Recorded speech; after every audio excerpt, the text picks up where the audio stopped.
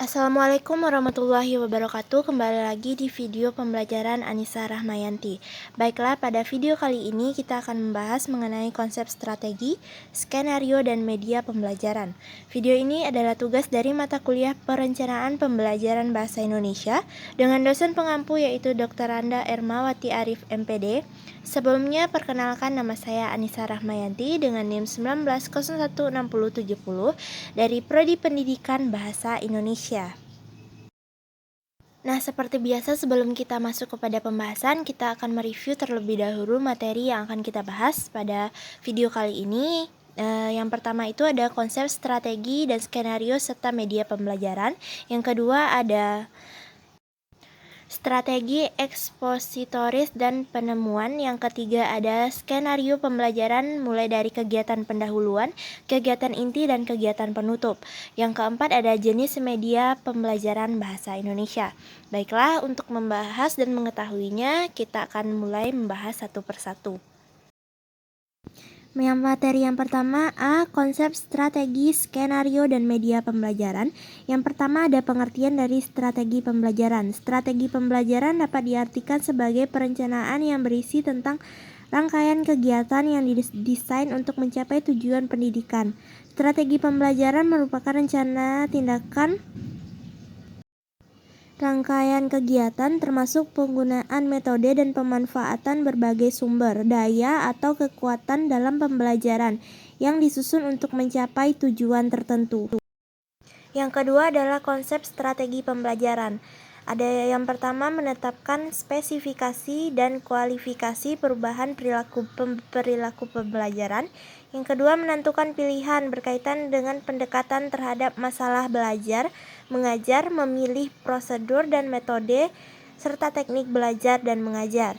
Yang ketiga adalah norma dan kriteria keberhasilan kegiatan belajar mengajar yang ingin dicapai. Yang ketiga ada dasar pemilihan strategi pembelajaran. Beberapa prinsip yang meliputi yang dilakukan pengajar dalam memilih strategi pembelajaran secara tepat, akurat, membutuhkan pertimbangan yang mestinya berdasarkan pada penetapan yang pertama, tujuan pembelajaran, yang kedua, aktivitas pengetahuan awal siswa, yang ketiga, integritas bidang studi pokok bahasan, yang keempat ada alokasi waktu dan sarana, yang kelima ada jumlah siswa, dan yang keenam ada pengalaman dan kewibawaan seorang pengajar.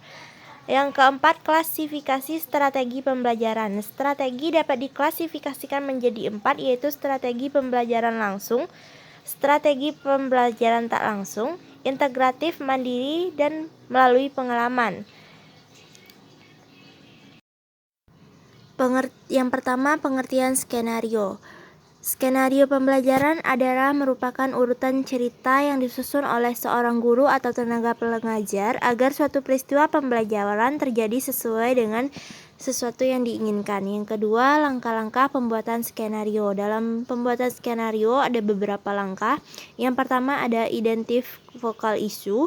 Maksudnya adalah mengidentifikasi isu utama dan masalah utama yang akan menjadi fokus yang akan dijawab nantinya. Yang kedua adalah identify key forecast, maksudnya adalah mengidentifikasi faktor-faktor dan perkiraan yang akan mempengaruhi dari isu. Kemudian yang ketiga, identify drive forecast, check drivers. Dalam langkah ini harus mampu mengidentifikasi kekuatan yang dapat mendorong perubahan-perubahan yang berkaitan dengan key focus atau secara umum dalam konteks ilmu sosial.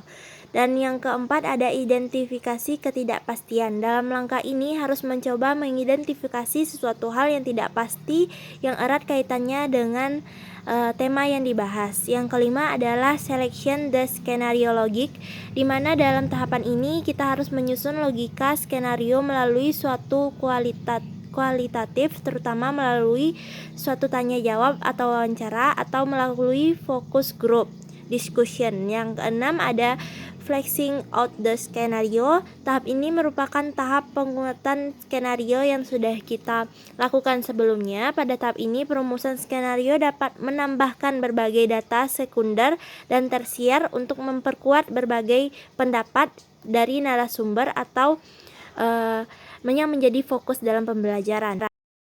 Kemudian yang ketiga ada langkah kerja menyiapkan skenario pembelajaran. Terdapat beberapa langkah kerja yang dapat dijadikan sebagai sumber untuk menyiapkan skenario pembelajaran. Yang pertama adalah pelajari LKS atau lembar kerja sosial, yang dimana digunakan oleh siswa untuk mengetahui materi apa yang akan dipelajari dengan cara bagaimana guru akan memverifikasi peserta didiknya. Yang kedua, tentukan waktu, peralatan atau alat bantu yang akan digunakan dalam proses pembelajaran. Yang ketiga, tuliskan langkah-langkah yang akan dilakukan dalam proses pembelajaran sesuai dengan tahapan-tahapan pembelajaran yang telah direncanakan. Yang keempat, langkah-langkah pembelajaran ditulis secara lengkap. Yang kelima, tuliskan rencana penilaian terhadap kegiatan belajar. Dan yang keenam adalah kriteria keberhasilan penilaian dapat dirinci secara detail mencakup 3 rangkup, yaitu kognitif, efektif, dan psikomotorik. Kemudian ada pengertian dari media pembelajaran. Secara umum, media pembelajaran adalah alat bantu proses belajar mengajar. Segala sesuatu dapat dipergunakan untuk merangsang pikiran, perasaan, perhatian, dan kemampuan atau keterampilan pelajar sehingga dapat mendorong terjadinya proses belajar. Batasan ini cukup luas dan mendalam untuk mencakup pengetahuan dari pengertian sumber belajar, lingkungan manusia, dan metode yang dimanfaatkan untuk tujuan pembelajaran serta pelatihan termasuk dalam media pembelajaran. Yang kedua ada tujuan menggunakan media pembelajaran. Ada beberapa tujuan dari penggunaan media pembelajaran, diantaranya adalah mempermudah proses belajar mengajar, 2. meningkatkan efisiensi belajar mengajar, dan yang ketiga menjaga relaksasi dalam tujuan pembelajaran, dan yang keempat membantu konsentrasi siswa dalam belajar. Kemudian menurut Georgi, pada tujuan ini ada komponen sumber belajar yang dapat merangsang siswa untuk belajar dalam media pembelajaran. Kemudian B, strategi ekspositoris dan penemuan. Yang pertama, pengertian. Strategi pembelajaran ekspositori adalah strategi pembelajaran yang menekankan kepada proses penyampaian materi secara verbal dari seorang guru kepada sekelompok siswa dengan maksud agar siswa dapat menguraikan materi pembelajaran secara optimal. Dalam strategi ini, materi pembelajaran disampaikan langsung oleh seorang guru.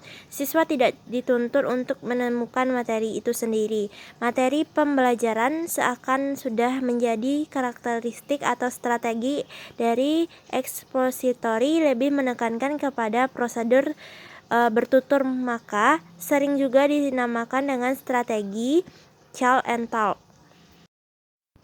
Kemudian yang kedua ada karakteristik dari pembelajaran ekspositori. Terdapat beberapa karakteristik dari pembelajaran ekspositori. Yang pertama, strategi ekspositori dilakukan dengan cara menyampaikan materi pembelajaran secara verbal.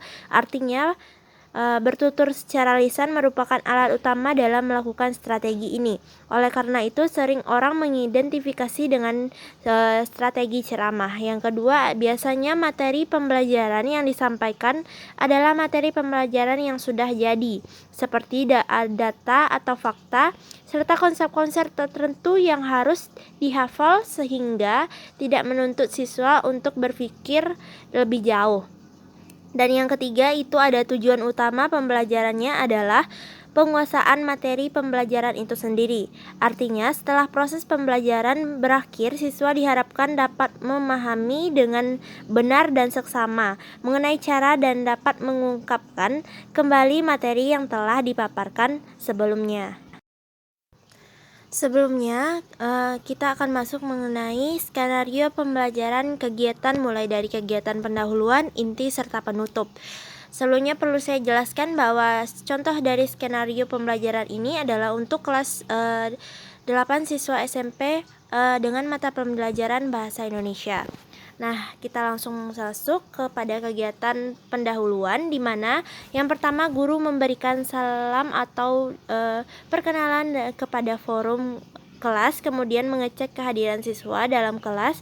Kemudian guru membagi siswa menjadi 3 kelompok yang terdiri dari 10 orang dan 3 kelompok. Guru menyampaikan kompetensi yang akan dicapai dalam tujuan pembelajaran.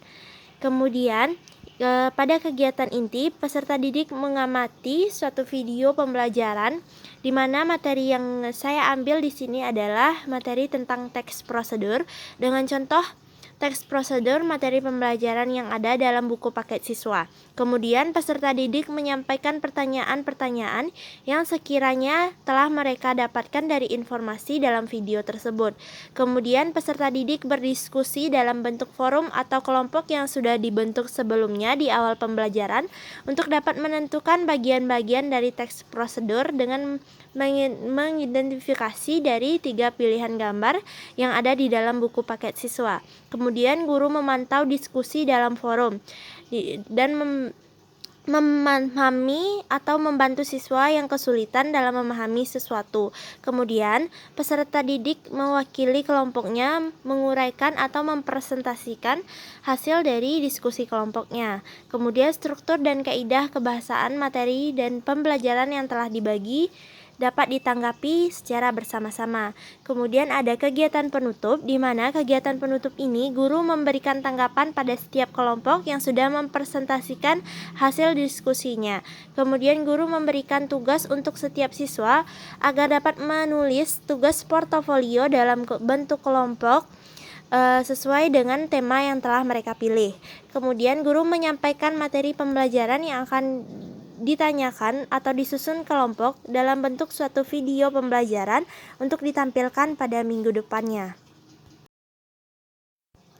Kemudian D, jenis media pembelajaran bahasa Indonesia. Yang pertama ada media visual. Media visual adalah suatu alat yang di dalamnya berisikan pesan atau informasi khusus dari materi pembelajaran yang disajikan secara menarik dan kreatif, diterapkan dengan menggunakan indera penglihatan. Contohnya adalah gambar, foto, serta peta konsep.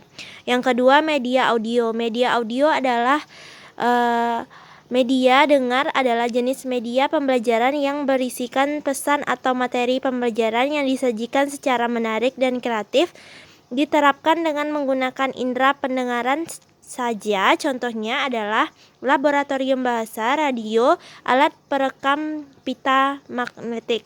Dan yang ketiga ada media audiovisual. Media audiovisual dapat dibagi atas dua, yaitu media audiovisual murni, yaitu bagian dari unsur suara maupun unsur gambar berdasarkan dari suatu sumber seperti televisi, video, kaset, serta film bersuara. Kemudian audiovisual tidak murni, yaitu unsur suara dan unsur gambarnya berasal dari sumber yang berbeda seperti film dan bingkai suara. Baiklah, sekian pemaparan materi pada video kali ini. Terkait dengan materi pembahasannya adalah konsep, strategi, skenario, dan media pembelajaran. Apabila ada kesalahan saya mohon maaf. Assalamualaikum warahmatullahi wabarakatuh.